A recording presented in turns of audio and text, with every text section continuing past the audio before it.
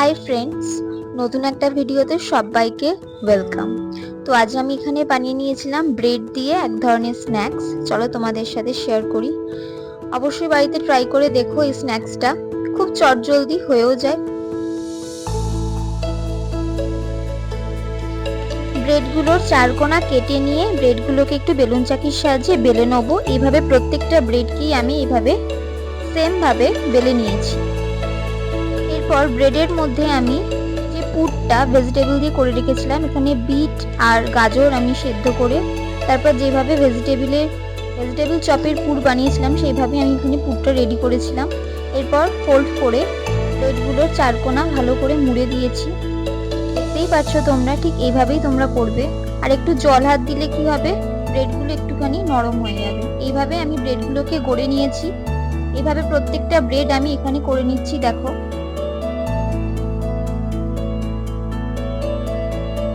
এরপর ব্রেডগুলোকে ময়দার ব্যাটারি চুবিয়ে বিস্কুটের গুঁড়ো একটুখানি মাখিয়ে নেব।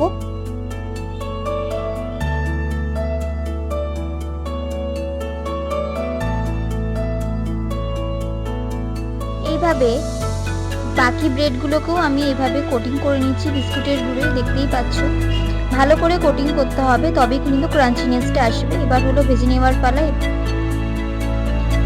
একটা একটা করে ভেজে নিলাম। আমি এখানে দুটো দুটো করে ভেজে নিয়েছি, তোমরা একটা একটা করেও ভেজে নিতে পারো। রেডি হয়ে গেল আমাদের ব্রেড স্যান্ডউইচ। কেমন লাগলো আজকের ভিডিও অবশ্যই কমেন্টসে বলো।